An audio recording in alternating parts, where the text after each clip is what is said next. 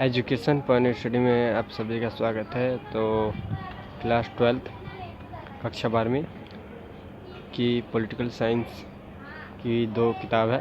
जो पहली किताब का नाम है समकालीन विश्व राजनीति, इसमें पहला अध्याय है दो ध्रुवता का अंत। तो इस चैप्टर का मैं पहला पार्ट बना चुका हूँ, ये दूसरा पार्ट है। तो दूसरे पार्ट में जो टॉपिक है हम देखते हैं।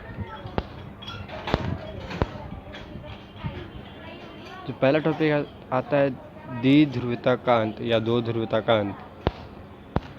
तो दो ध्रुवता का मतलब जो है दुनिया का दो गुटों में बंटना। इसका मतलब होता है दो ध्रुवता का अंत, मतलब कि पूरी दुनिया दो गुटों में बढ़ जाती है। एक तरफ यूएसए, एक तरफ यूएसएसआर। एक तरफ मतलब कि संयुक्त राज्य अमेरिका, एक तरफ सोवियत संघ। तो ये जो दो ध्रुव की जो शुरुआत होती है, मतलब कि शीत युद्ध की जो शुरुआत होती है 1945 से 1991 तक चलता है। 1991 के बाद जो सोवियत संघ होता है वो धीरे धीरे विघटन होने लगता है, मतलब बंटने लगता है।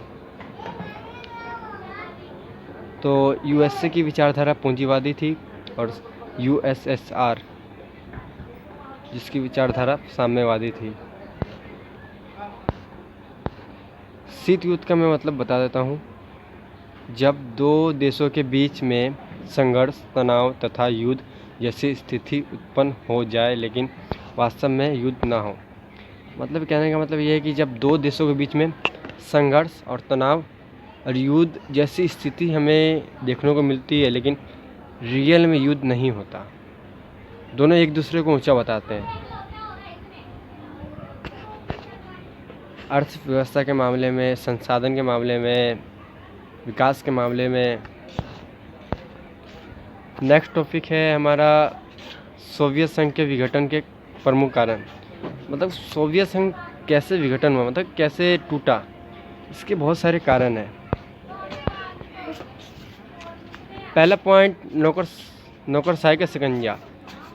मतलब कि जो सोवियत संघ में जो भी चीज़ थी वो सारी गवर्नमेंट के हाथ में थी और एक ही पार्टी का दबदबा था। तो जो भी करती थी वो सरकार अपनी मन मर्जी से करती थी। तो ये नौकरशाही का शिकंजा था। लोकतंत्र तथा अभिव्यक्ति। लोकतंत्र का आम मतलब देखो तो लोगों के लिए, लोगों के द्वारा लोगों का शासन। अभिव्यक्ति की आज़ादी, मतलब कि अभिव्यक्ति मतलब खुद की स्वतंत्रता नहीं थी।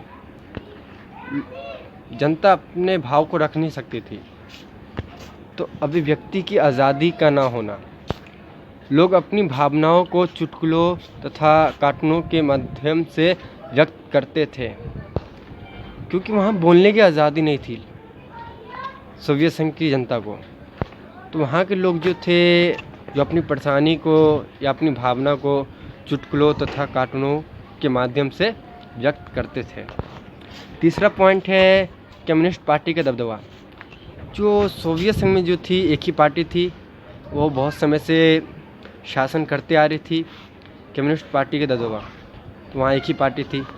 पार्टी में कोई भी बाहर का बंदा शामिल नहीं हो सकता और ये पार्टी 70 सालों से शासन कर रही थी सोवियत संघ में।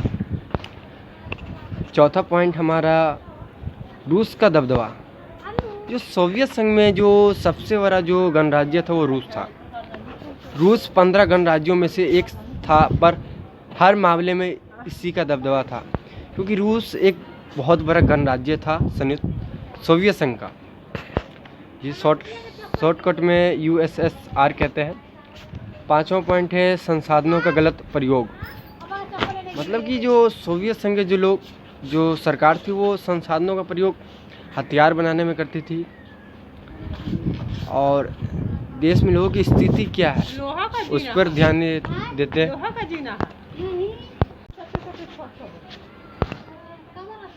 उपभोक्ता वस्तु की कमी। मतलब कि जो हाथ से बनाई हुई वस्तु थी उसकी कमी, या देश में जो उत्पादन हो रहा था वस्तु उसकी कमी पड़ गई क्योंकि संसाधनों का अधिकतर प्रयोग वहाँ की सरकार औजार बनाने में कर रही थी, हथियार बनाने में कर रही थी, इसीलिए उपभोक्ता वस्तुओं की कमी होने को मिली सोवियत संघ में।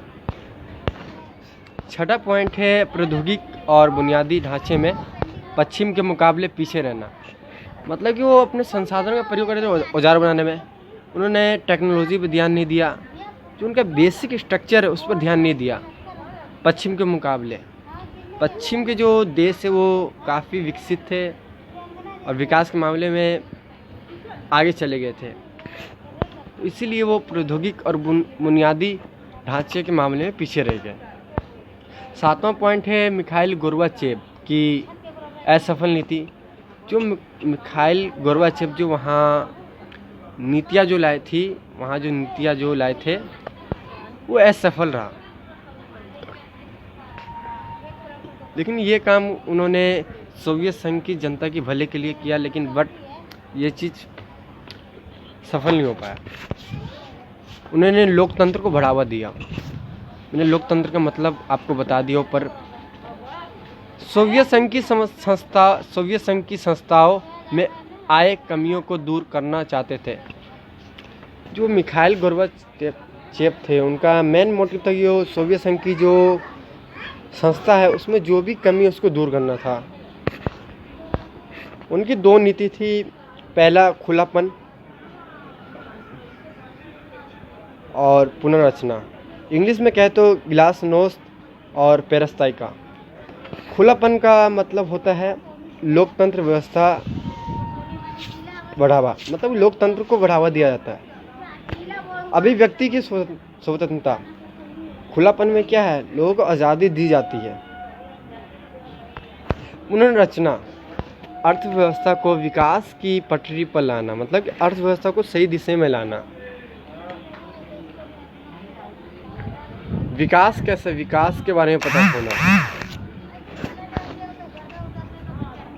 एक बिंदु है इसके अंदर महत्वपूर्ण, पार्टी के सदस्यों ने कहा कि मिखाइल गोर्बाचेव बहुत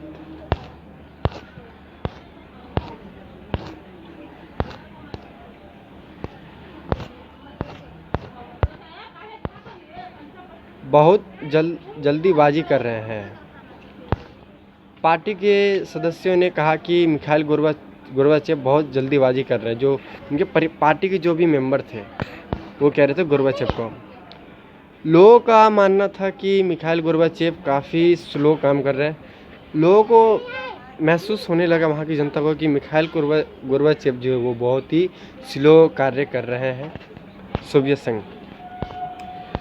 हमारा आठवां पॉइंट है राष्ट्रवादी भावनाओं।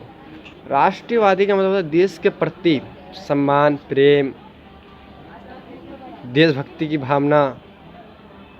तो राष्ट्रवादी भावनाओं और संप्रभुता की इच्छा का उभार, ये पॉइंट है।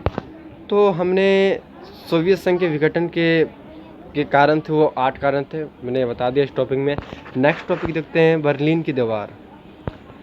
बर्लिन की दीवार ये हमें बताती है कि एक तरफ यूएसएसआर, एक तरफ यूएस है। ये प्रतीक है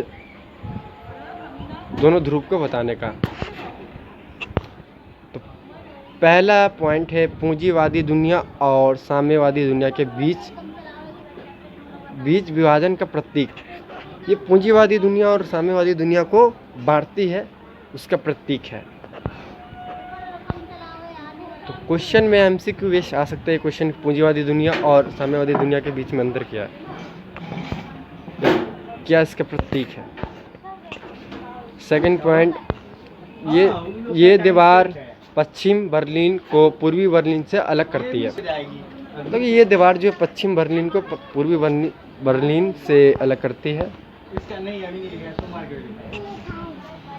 तीसरा पॉइंट है 9 नवंबर 1989 को इसे गिरा दिया गया जनता के द्वारा। और इसे बनाया कब गया, 1961 में। ऐसे गिराया गया 1989 में।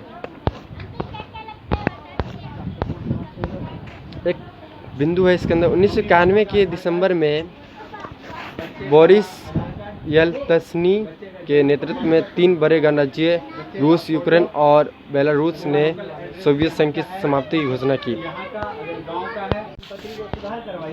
Thank you for this watching to my video.